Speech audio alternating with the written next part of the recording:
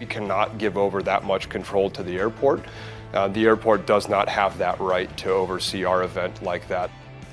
The future of the main attraction at the National Cherry Festival, the air show that brings in hundreds of thousands of spectators, is up in the air. The Cherry Festival's executive director saying there are serious concerns about the popular event.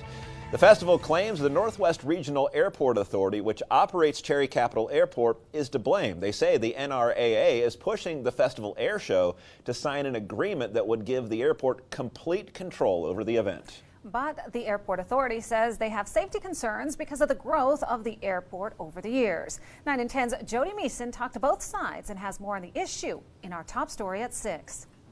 It's been very demanding and one-sided. They've preached a collaborative effort and a task force, when in reality, any time that we meet or speak, it is, here's our agreement, it's our way or the highway. The director of the air show, Christian Smith, says the agreement they've been offered is very one-sided and demanding. It would give them control over the show.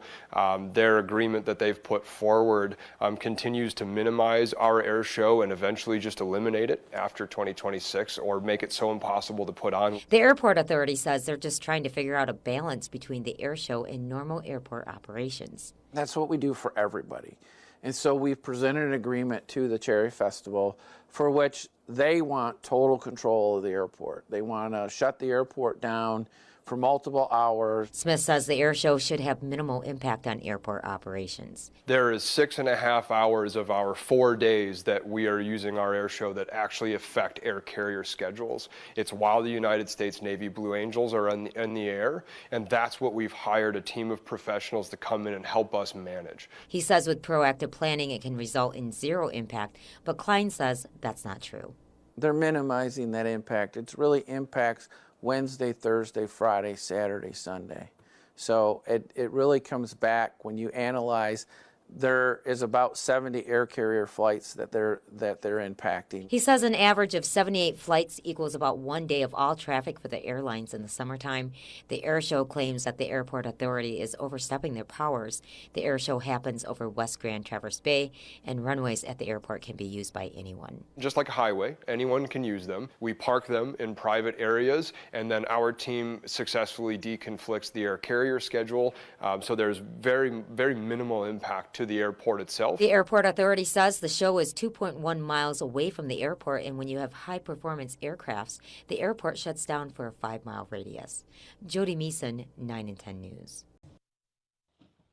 We're very excited about it. I think it's great for the community that the air show will continue on. The future of the 2024 National Cherry Festival Air Show is no longer in jeopardy. This after months and back and forth between the Northwest Regional Airport Authority and the National Cherry Festival, which caused many people to question whether the main attraction of the festival would even happen. That's right. 9 and 10's Jody Meeson has been following the story since negotiations broke down back in March. She's standing by live in Traverse City and has more in our continuing coverage. Jody? Adam, Christina, I'm here at the open space where hundreds of thousands of spectators are expected to converge in late June to watch the popular air show that's held here over the waters. The NRAA, which operates the Cherry Capital Airport, and the National Cherry Festival have been in contentious negotiations since last October, but today they say they're ready to move forward after finally striking a deal last night.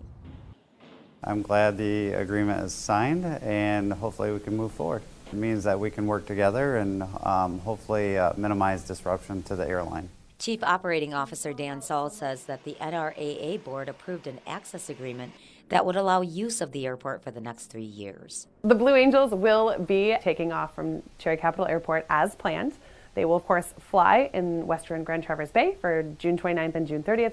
The festival says they are happy with the outcome. They had balked at signing any past agreement attempts, with both sides accusing the other of wanting too much control. But now the NCF says signing gives clarity, like when different components of the air show can fly and on what days for the next 3 years. We went into the agreement voluntarily, understanding that both parties needed to better understand their different roles and responsibilities. The airport says the agreement was necessary in order to comply with local, state, and federal law, as well as being in line with an ordinance they have on the books that any third party needed to sign a special event agreement. The airport still has concerns the air show conflicts too much with flights, but Saul says for now the way the National Cherry Festival has been running the air show will remain the same, with some assurances from them that they will work with the airport on not disrupting commercial flights. Our 6th airline has just announced that they're joining us, and 20 connecting cities. So we're getting bigger and we're getting busier, so it's going to be difficult in the future. Both the NRAA and the National Cherry Festival say they plan to have an ongoing dialogue after this year's event to smooth out any bumps. Live in Traverse City, Jody Meeson, 9 and 10 News.